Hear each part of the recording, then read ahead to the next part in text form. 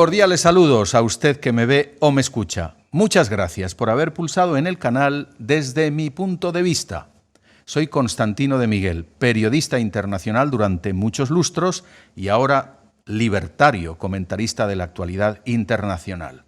Rusia. Cuando se acorrala a un animal, este lucha con desesperación y así se está comportando Vladimir Putin y su nomenclatura. Al comprobar que las fuerzas ucranianas van venciendo a las rusas, el Kremlin ya ha advertido que usará todo lo necesario, es decir, hasta el arma nuclear, si el ejército ucraniano penetra y ataca a las 4 provincias ucranianas del sur y del este, aún bajo poder de Moscú. Esas provincias, entre ellas el Donbass, van a ser anexionadas por Rusia tras celebrarse allí farsantes referendos express, manu militari y sin observadores internacionales, con el objetivo de que se proclame que la población quiere ser parte de Rusia. Eso bastará para que Moscú las declare territorio ruso, igual que hizo con Crimea.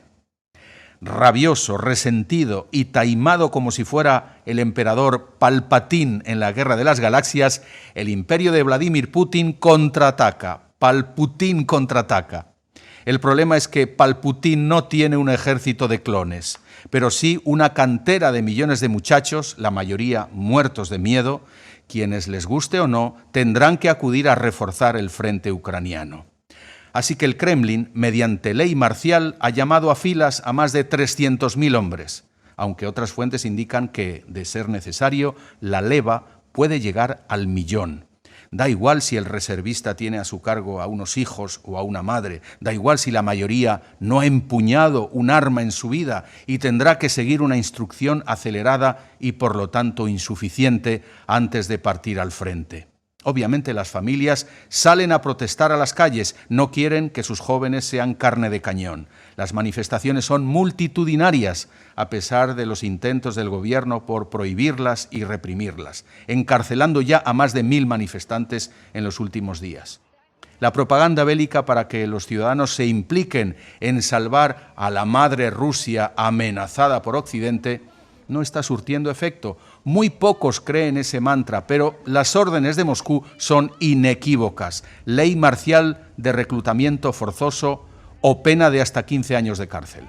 Quienes viven en zonas rurales pobres y alejadas de Siberia no se pueden escapar y la mayoría ya están siendo acuartelados. El resto, en la Rusia europea, escapa como puede hacia los países como Serbia o Turquía que no requieren visado a los rusos. En realidad, el éxodo masivo no es nuevo, se habla ya de más de 200.000 exiliados rusos en 8 meses a causa de la guerra.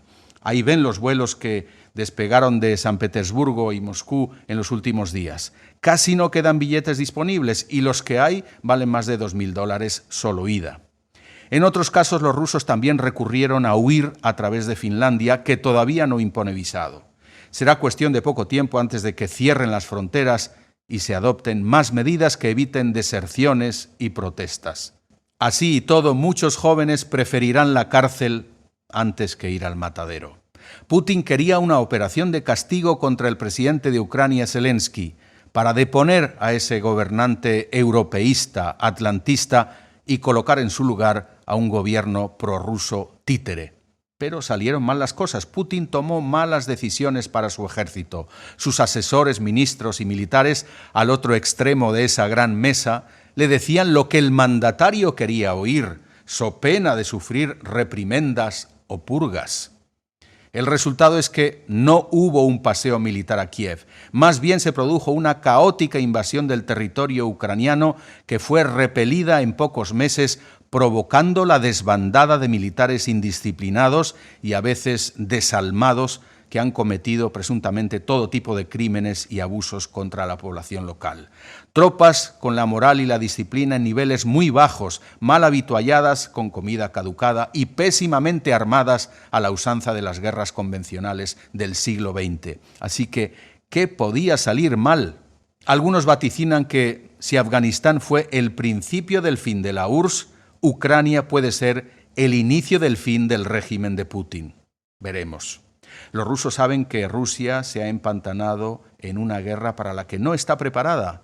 Enviar ahora al campo de batalla más efectivos militares no servirá de mucho porque no estamos ante una guerra convencional del siglo XX. Los ucranianos, a pesar de ser inferiores en número, cuentan con medios menos aparatosos pero más sofisticados. Rastrean al enemigo digitalmente y por eso la revista New Yorker llama a esta guerra la guerra del TikTok.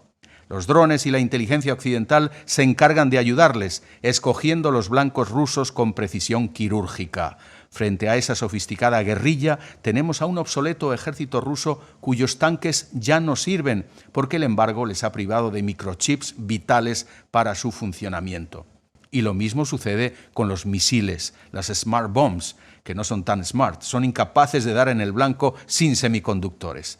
Rusia necesita esa tecnología y ya la está buscando en Corea del Norte e Irán, o reciclando a partir de circuitos de electrodomésticos. Mientras tanto, el monstruo de la guerra sigue devorando miles de vidas. El alto mando ruso asegura que hay 6.000 muertos rusos en la guerra de Ucrania. Pero Occidente precisa que han caído en Ucrania más de 80.000 rusos frente a 15.000 ucranianos, una tercera parte de ellos civiles. Lo que pasa es que, como se ha visto en el frente, el ejército ruso no recoge a sus muertos, no los entierra, los declara desaparecidos. Y si la familia protesta, entonces son registrados como desertores, fichando a esa familia como traidora de la patria. Como buen alumno de la escuela comunista en la que se crió, Putin utiliza la carta del miedo.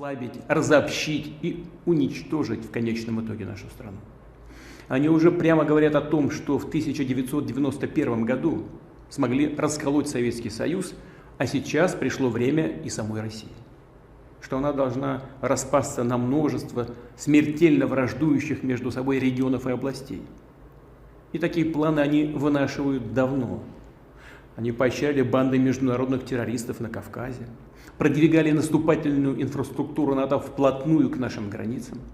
Occidente amenaza la misma existencia de Rusia y es un deber patriótico el defenderse. En Naciones Unidas, el jefe de la diplomacia rusa, Sergei Lavrov, añadió que la guerra en Ucrania es justa, ya que se trata de garantizar la seguridad nacional de Rusia, amenazada por la OTAN, al tiempo que se libera a los rusos residentes en Ucrania. Así que, en este nuevo episodio bélico, Rusia se enroca en los territorios del este, mientras Ucrania, envalentonada por sus reconquistas, ya piensa, sin fundamento creo yo, en una capitulación total de su enemigo que implique la devolución de los territorios ocupados y reparaciones de guerra. Pero no, me temo que esa arrinconada Rusia de Putin, pese a haber perdido batallas, todavía está muy lejos de haber perdido la guerra. Y si Rusia resiste, es también por culpa de Occidente. Curiosamente, Europa sigue comprando energía rusa, sobre todo gas, ya sea directamente o mediante intermediarios. Con los precios tan elevados del gas, Europa termina financiando el esfuerzo bélico ruso con el dinero de los europeos sobrefacturados en energía. Europeos que en realidad están hartos de que sus gobernantes les hayan implicado en este conflicto. Por otro lado, crece la idea en la opinión pública occidental de que la amenaza del uso del arma nuclear ya no es un farol, va en serio, como ha asegurado el mismísimo Putin, quien avisó que el apoyo activo a Ucrania será considerado una agresión, una declaración de guerra. Así que en Europa, sobre todo en el este, la gente está muy asustada y estima que ya no conviene seguir enviando armas a Ucrania. Así que Rusia, además de contar con el miedo de los ciudadanos europeos a implicarse más en el conflicto, dispone, como hemos dicho, del dinero de los propios europeos, con el cual comprar o mejorar sus armas. Pero hay más. Rusia no está sola. En Naciones Unidas se evidenció que cuenta con dos sólidos aliados en la escena internacional, fundamentalmente China e India, pero también algunas repúblicas bolivarianas de Hispanoamérica, con Venezuela y Cuba a la cabeza, que se abstienen todas ellas de condenar a Rusia porque ansían también un orden internacional que se libere de la hegemonía política y económica de Occidente. En esta escalada, la Rusia del imprevisible Putin parece dispuesta a todo menos a capitular.